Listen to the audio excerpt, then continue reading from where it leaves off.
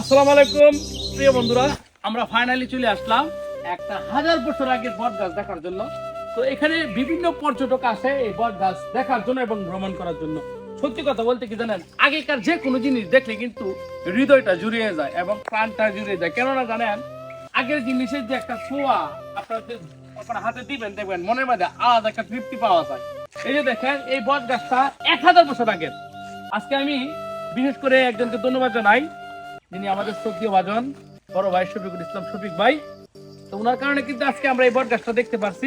উনি জানেন এইটার খোঁজ। দেখেন এইখানে ভাই গাছটা চিনি, এই যে দেখেন এইখানে কিন্তু এই যে এই পাথরটা আমার এক মুরব্বী বলছিল, এই পাথরটা নাকি প্রায় 500 বছর হয়েছে।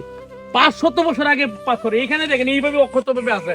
আলহামদুলিল্লাহ, দেখছেন এই পাথরটা ঠিক একই জায়গায় আছে।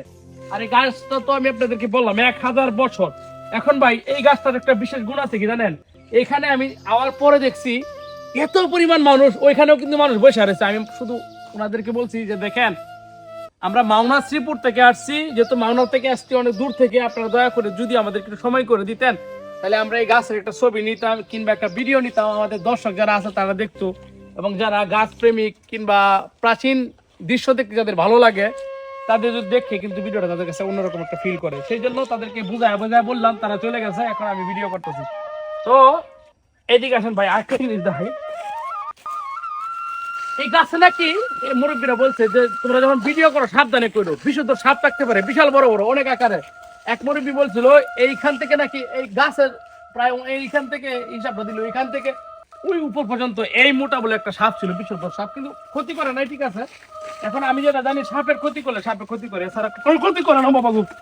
না সাপ না, দুঃখিত ভাই, আমি ডরাই পড়ছিলাম মই হাফ দেখে। তারপরে যা বন্ধুরা, হঠাৎ করে সাপের কথা বলতে বলতে একটা সাপ দেখছি, ভয় পেয়ে গেছি। এটা মই সাপ, এটা কিন্তু ক্ষতি করে না মানুষের। আর এখানে যে সাপ ছিল তাও মানুষের ক্ষতি করে না, ঠিক আছে, এটা আমি জানি। সাপের ক্ষতি করলে সাপের ক্ষতি করে, তাছাড়া ক্ষতি করে না। আর এই গাছটার ভাই আমি বললাম না, এই গাছটা দেখলেই ভয় করে মনের মধ্যে। দেখেন কত পেঁচ, কত পেঁচ, তার নাম হচ্ছে বট গাছ। হ্যাঁ, আপনাদের কাছে আমার একটাই কথা, আমরা যে কষ্ট করে ভিডিও করতেছি, বিভিন্ন দূরদার থেকে আসছি, বট গাছের ভিডিও করছি, দয়া করে ভিডিওটা আপনার কাছে শেয়ার করে দিবেন। আর একটা কথা ভাই, সন্ধ্যার পরে কিন্তু এখানে কোনো লোক আসে না। যদি আপনারা ভ্রমণ করতে আসার ইচ্ছা থাকে, দয়া করে আপনারা সকাল টাইমে আসবেন, সকাল থেকে বিকাল 3টা 3:30 পর্যন্ত এটা আপনারা ভ্রমণ করতে পারবেন। এরপরে যদি আসেন, আমার মনে হয় আপনাদের ক্ষতি হবে, ভালো হবে না। ও আর একটা কথা, আপনারা ভাবতে পারেন আমি লাঠিটা কেন নিচ্ছি। আরে ভাই, লাঠি নিচ্ছি কেন জানেন, ওই যে বললাম না বিষধর সাপ পাইছে, দুজি কামড় টুমড় মারে, এই জন্য হাতে লইছি আর কি। তো আজকে আপনাদের মাঝে আমি এই পর্যন্ত থাকবো, বেশি কথা বলবো না, শুধু বট গাছটা দেখাইতেছি। দেখুন কত সুন্দর একটা বট গাছ, এটা দেখে ভাই আমার কাছে সত্যি ভালো লাগলো।